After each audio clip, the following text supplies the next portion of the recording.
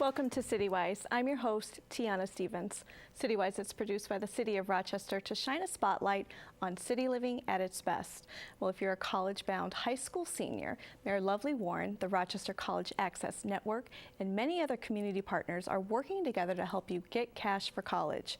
FAFSA Fest is a series of events bringing financial aid experts to locations around the city to help students and families apply for financial aid. Patricia Braus, chair of Rochester College Access Network and executive director of Rochester Education Foundation, is here today along with Chandra, McKenzie, vice chair at RCAN, to tell us more. Thanks for joining us today. Thank you. Thanks for having us. So how many years now has FAFSA Fest been going, and how did this all get started? This is our 4th year, and it got started as basically an effort to support access to college for our city kids. We knew that these financial aid forms were a real barrier for many kids to apply to college, and we also knew that there was a lot of money that was not being, a lot of money for financial aid that was not being used by our Rochester kids. And Sean, so for people that don't know what FAFSA stands for, what does it stand for? What's the FAFSA? The Federal Assistance for Financial Student Aid, is that? I think so. It's not really exact. It doesn't exactly fit the FAFSA acronym, but I think that's close. Okay. Yes. So applying for financial aid. Yes. Applying for financial aid. Okay. Right. And these are events that are happening all over the city, giving everyone an opportunity to come in. And what happens at each FAFSA Fest event? The whole idea is that we gather volunteers who will help the students and their parents or guardians with filling out the online financial aid forms. Okay. Those FAFSA forms go to any college the student applies to. And basically the different colleges will make a decision as to what level of financial support they're going to be able to give to the students. Right. And who can attend these events, and what should they bring, that sort of thing? Well, anyone who a 12th grader, 12th graders can attend who are submitting the FAFSA for the first time, or college students, because you need to submit the FAFSA every year if you're getting financial aid. Okay. And they should bring their 2016 U.S. tax returns and a parent. So because the FAFSA judges how much money you can get based on your family income. Okay. So what are some of the locations for the events this year? Well, we're very happy. We're having events at the REOC campus in downtown Rochester, at East High School, Franklin High School, and the lovely new MCC campus downtown. So been going for 4 years now. How do you measure success with these events, and how many kids have attended FAFSA Fest throughout the years? Well, we know that hundreds and hundreds of students have attended FAFSA Fest events. We know that many more students are applying are submitting their FAFSAs earlier in the process, so that they're more likely to get financial aid and grants and scholarships.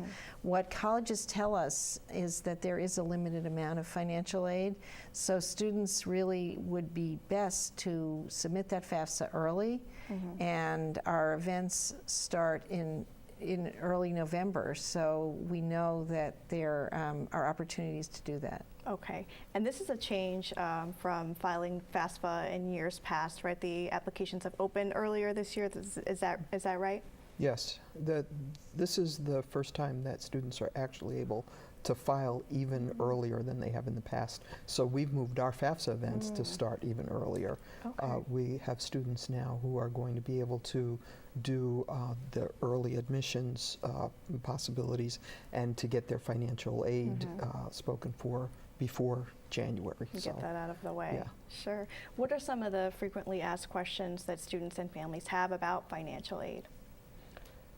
Well, what I've seen is we have parents who, obviously if parents have attended college themselves, they're aware of this, but we have a lot of students who are first generation. So their parents really maybe don't even know what the process is. Right. So they come to our events, they're asking, why do the students need to do this? They may not even be 100% aware of why they're there. They've seen the posters, or their students are hearing from their counselors that they need to file a FAFSA.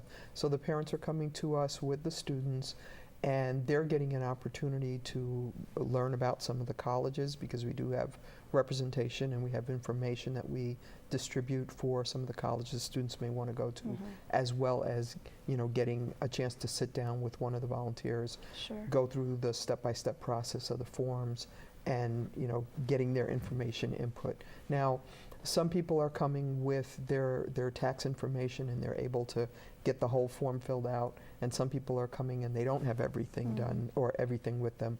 But to be able to start that process and get familiar with what the form is going to ask you, and then they can go back and complete it. Gives you the option to save your application where you're at. Yes. Okay, so you mentioned volunteers.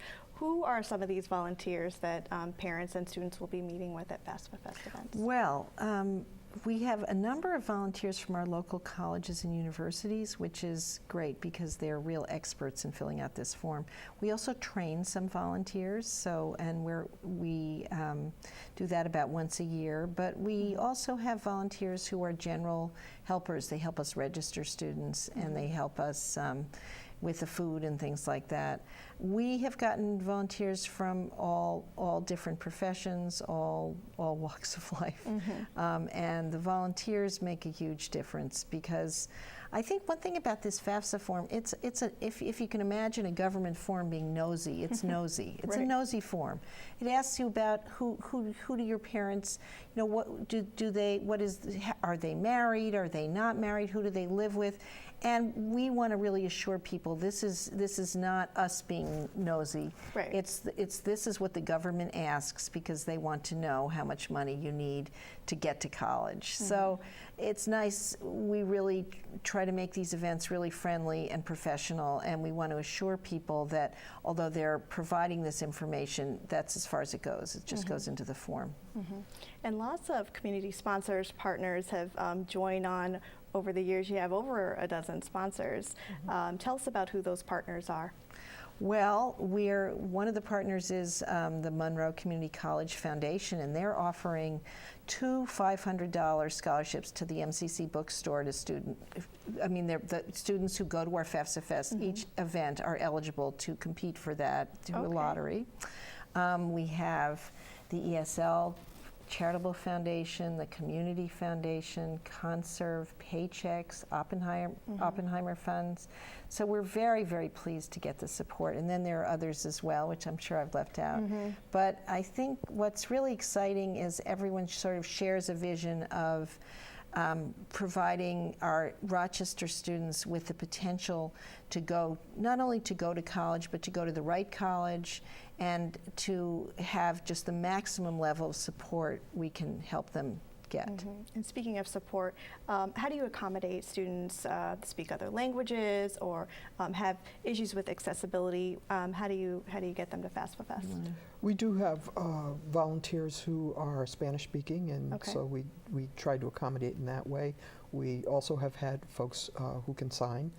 So if we have any people coming who might use ASL, we have volunteers to do that as well. So in terms of accessibility, we try to pick locations where if someone has physical challenges, where there's ease of getting in those buildings and getting to where the volunteers are who are helping. I would say also, if someone does have a special linguistic need or needs a sign language interpreter, they should let us know in advance. That would be helpful. So we do try to always have a Spanish speaker, but if there's any other way we can accommodate guests, we would work to do that. Okay.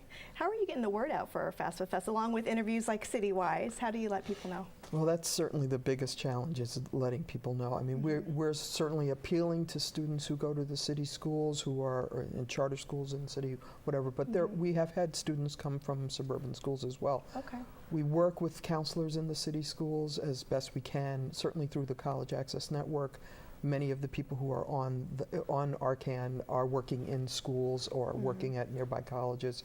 So we're trying to, get those flyers out, sending them through the mail, sending them through emails, working with the different city schools, the locations where we're having them. Sure. Yeah, I think that is our biggest challenge, because Okay. we might talk about it today and high school students are juggling so many things. Right. So we're really encouraging people to tell your friends, your neighbors, make sure your own children are aware of this, and put a date on a calendar and Sure. plan to go. But I think it's going to be, these events are lasting through March, so Right. we're hoping that people just keep this on the front burner and share how important it is. I think one other thing is that I wanted to mention is this isn't only four-year colleges. This is two-year colleges. Right. This is certificate programs. So it's really, the FAFSA is really important for almost any kind of postgraduate program you're thinking about. Sure. And I think it's also important for students to understand they don't have to already know what school they're going to apply Right. to or any of these. Just, if you're planning on going to college, you really should do this. Right. So how should a student prepare, along with getting those tax forms together? How should they prepare to come, and do they need to register? They don't need to register Okay. to come. They prepare by letting their parents know, figuring out which one of the FAFSA events they want to attend. We're trying to offer them at different times Right. to accommodate both their parents who have to work and also the students being in school. So we have a variety of times, a variety of locations.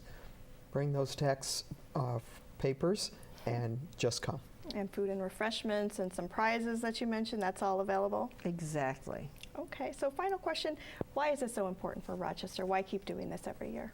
You want to answer that? It's important because we really do need to raise the number of students who are going to college, who are graduating from high school with college aspirations, and we're trying to do what we can do to make that accessible for as many students as we can. Excellent. Well, thank you guys so much for coming on today. Again, there's many opportunities to attend a FAFSA Fest event now through March of 2018, as Pat mentioned. And for more information and a full schedule of events, you can visit rochestercan.org or call 585-271-5790. CityWise will be right back. Education is a critical component to the health of our city, but navigating financial aid for the college process can be a barrier for some. That's why I'm happy to support Rochester College Access Network's efforts to make college an affordable reality. FAFSA Fest events bring financial aid experts to locations near you from November to March. If you're a high school senior, get one-on-one assistance filling out your online free application for federal student aid and get all of your financial aid questions answered. Please be sure to bring a parent or legal guardian and your 2016 tax returns. FAFSA Fest is sponsored by the City of Rochester, Rochester Education Foundation, and many other wonderful community partners. Check out rochestercan.org for a schedule of events or call 271-5790 for more information. You can do this. Your city believes in you.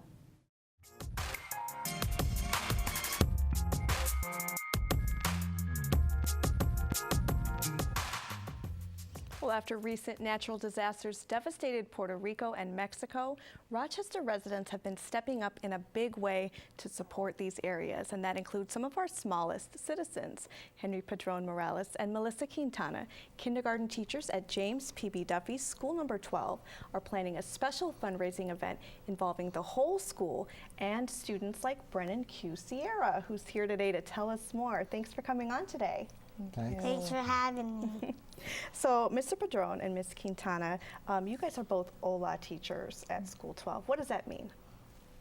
HOLA is a dual language program.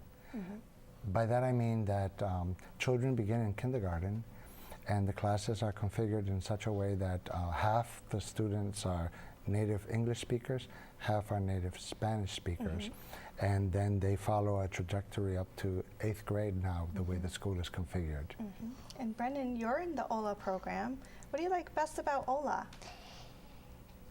That we get to learn about what's happening in the world. There's a lot of things happening in the world, right? And School 12 has something very special planned. In fact, you guys have been fundraising already within the school. What are you doing and how are you involving each classroom? We started the beginning of October with an activity that was called Jar Wars. And Jar Wars has run the entire month of October, and it's been running between all of the different grade levels. And what we've asked, it's involved the children and their families. They've been bringing in different coins. Some of them are bringing in different dollar bills, and it's going into just a collection that at the end of the month we're going to see how much money's come in, and the money's going to be donated to UNICEF to be able to help the needs in Mexico and Puerto Rico.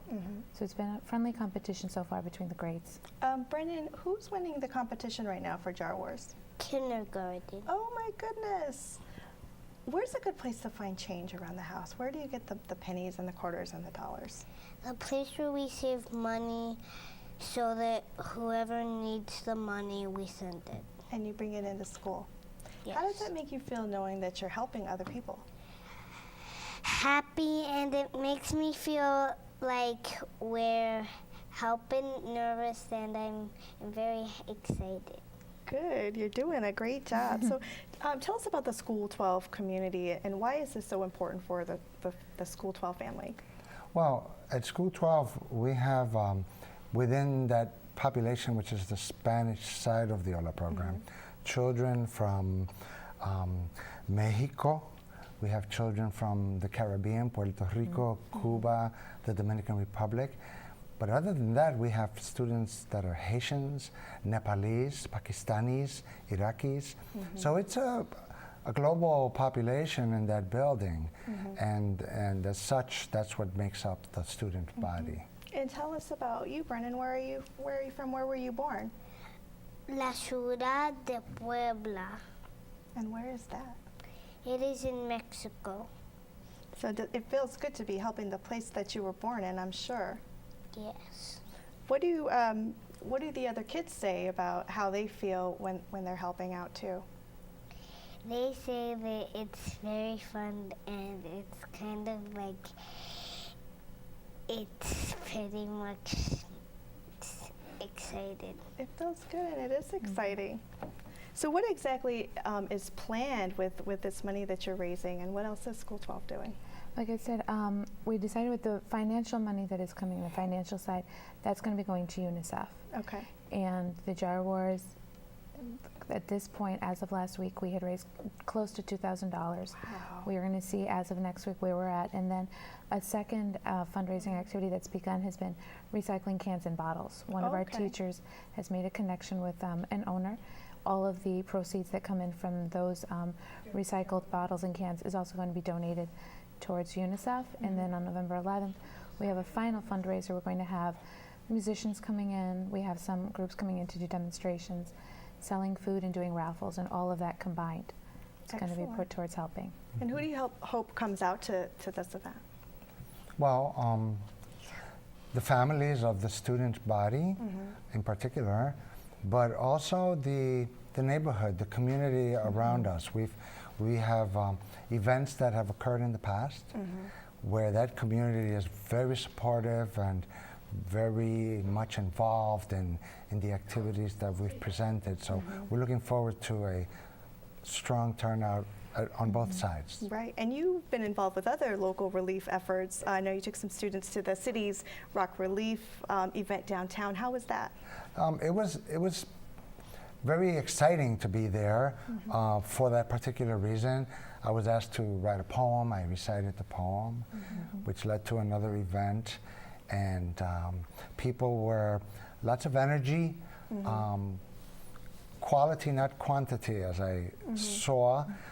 They have done telethons where $100,000 or more dollars have been raised. There's like an energy around this effort, particularly because Rochester has the second largest Puerto Rican population in New York State.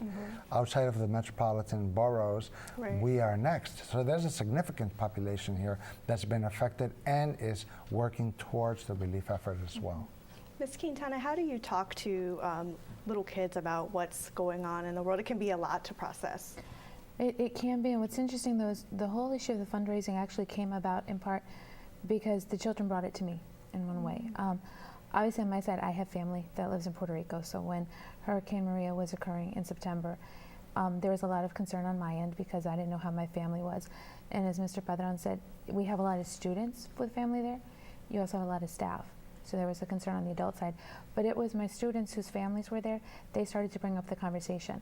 They came in and you could see the concern, and they started talking about what was going on. Brennen, his family being in Mexico, she came in one morning and the first thing she said was, "Did you hear about the earthquake in Mexico?" I hadn't anticipated starting that conversation till the children brought it up. And then you just go and you validate their feelings and you talk about the concerns, and then, well, what way can we help? And really kind of help them to guide it. But definitely just take into account their age, let them express their feelings, and let them know that we're going to work as a community and see how we can help out. It's also a classical teachable moment. You know, we're working here with empathy, with collaboration, with so many good positive traits that are leading towards the culminating activity, that it's a teachable moment, and we have to grasp those, whether they be glorious or whether they be disastrous, and use them to build our future citizenry. Brennen, why is it important for kids to help out the world too? Because not only kids, it's the things of the animals of their future. It's the best about cleaning up the yards, and it's about reusing and helping the world. So recycling is a big part of this too. So we're recycling, but we're also helping out other people. Yes. Excellent. So what should people bring to the event on November 11th in terms of donations? We're asking, obviously, the event, as Mr. Padrón shared earlier, it is open to anybody. We're asking, we have flyers that are going to be going out. We're going to get the word out throughout the district, so all are welcome. We're asking is, as you're coming, if non-perishables such as what's needed, diapers, you need baby wipes, cases of water, flashlights, batteries, any of those items, for example, we would love to get collected. Because then the New York State Troopers are going to be able to take them under the governor's initiative. So any non-perishable items such as those, we're asking to come in. Also bring some extra petty cash you may have. The South Wedge vendors have been contributing to the raffle in a way that is excellent. We have jars in the businesses up and down the South Wedge strip there of South Avenue. We're going to have food as well. There will be rice, beans, there will be empanadas. So there will be a variety of ways that you can contribute to the event. Sure. Are you looking for any more vendors or volunteers, that type of thing, to support the event? More are coming at us, as a matter of fact, and so the answer is yes. There will be a limit, but we're mapping it out as effectively as we can. Absolutely. All are welcome. Thank you. Brennen, what are you looking forward to at the November 11th event? What are you going to do there? We are going to have a great event of knowing who's helping, who's making the most money to help. It will be great to see everyone. Yeah. Why is it so important to teach kids at this young age to be community helpers in this way? Well, I think that it instills in them that we can have a goal that we set and then watch every step of the process leading towards, in this instance, a culminating activity that's 2 months in duration.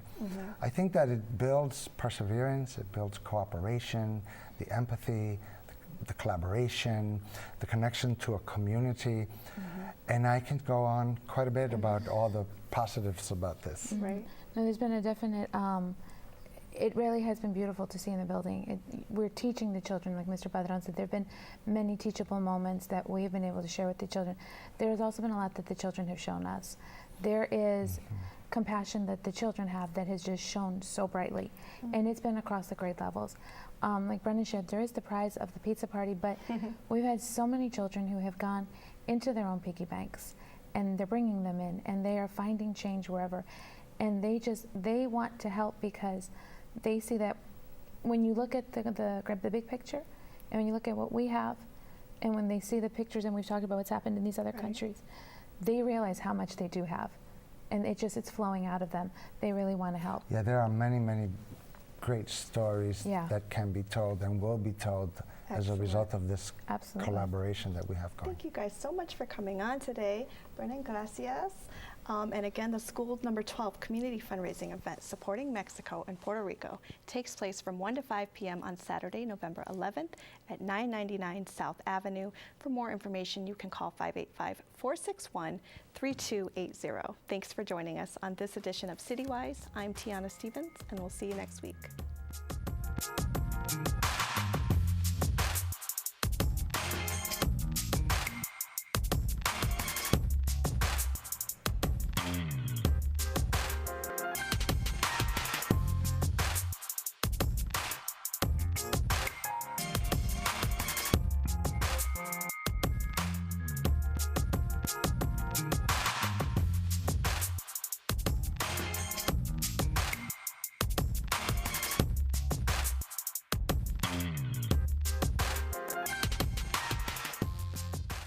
The views and opinions expressed by guests appearing on CityWise do not necessarily reflect those of the host, WXXI staff, or any entity of or affiliated with the City of Rochester. If you have questions, comments, or program suggestions, contact CityWise at 311 or 428-1201 or send us an email at citywise@cityofrochester.gov.